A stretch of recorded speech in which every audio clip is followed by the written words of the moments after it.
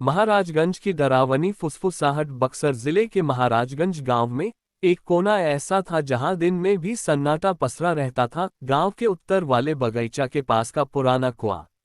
बूढ़े बुजुर्ग कहते, कुएं में झांकने वाले फिर गांव में दिखाई नहीं देते। वहां कुछ है, कोई आत्मा, कोई साया। पर प्रकाश और पवन, अबे साले, वो दो लौंडे थे जो अपनी ही दुनिया में रहते थे। दिन भर गुटखा बीड़ी, थोड़ी बहुत चोरी चकारी और रात में मोबाइल पर भूत की रीलें देखना, यही उनका दिनचर्या था। पवन बोला, अबे साले प्रकाश, लोग तो ऐसे डरे रहते हैं जैसे उस कुएं में यमराज खुद बैठा हो।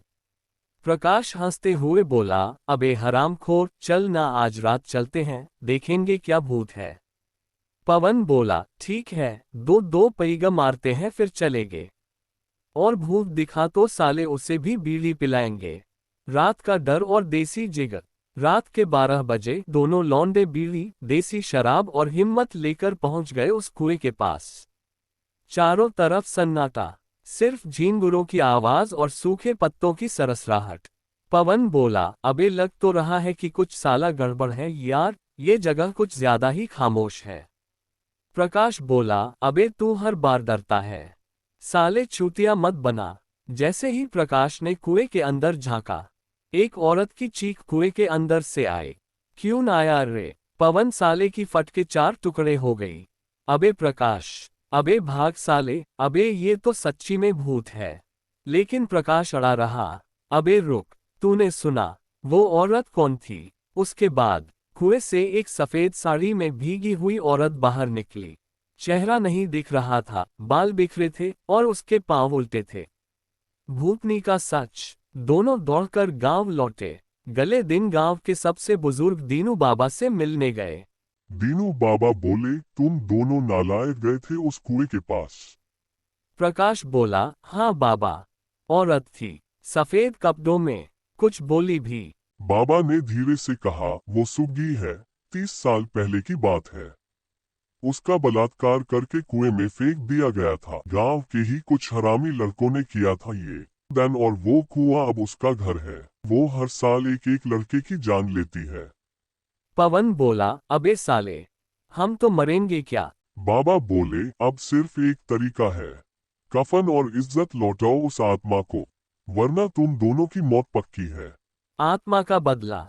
दोनों लड़के अगले दिन उस कुएं के पास सफेद कपड़े, मिठाई और एक पत्र लेकर गए जिसमें उन्होंने माफी मांगी।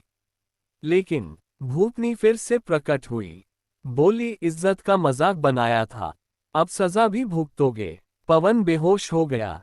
प्रकाश की आंखों से खून टपकने लगा। भूतनी ने कहा, जब तक गांव के असली गुनहगारों को सजा नहीं मिलेगी, मैं चैन से नहीं बैठूंगी। प्रकाश ने कसम खाए, मैं उन साले हरामियों को खोज निकालूंगा, चाहे मर जाऊं।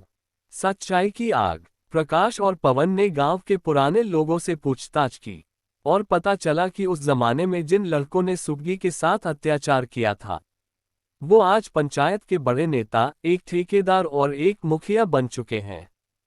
प्रकाश बोला, अबे साले, ये हैं असली भूत, जिंदा होकर भी मर चुके हैं। दोनों ने एक प्लान बनाया, सुग्गी की कहानी को सबके सामने लाने का। पंचायत में हंगामा। पवन ने गांव की चौपाल में सबको बुलाया। प्रकाश ने कहा, जिस कुएं से डरते हो वहां एक आत्मा नहीं, एक औरत का बदला है, जिसे तुम सबने भुला दिया। जिन दरिंदों ने उसे मारा वो आज तुम्हारे सामने बैठे हैं। गांव में तूफान आ गया। लोगों ने तीनों दोषियों को पकड़कर उसी कुएं के पास लाया और सुग्गी की आत्मा ने खुद उन्हें खींच लिया कुएं में। आत्मा को शांति। उस रात के बाद कुएं से कभी कोई आवाज नहीं आई। सुग्गी की आत्मा को शांति मिली और गांव को एक नया सबक। प्रकाश और पवन अब गांव में इज्जत से जीने लगे और कभी भी किसी औरत का मजाक नहीं उड़ाया। अंत भूत हर बार डराने नहीं आते, कुछ तो इंसाफ मांगने आते हैं।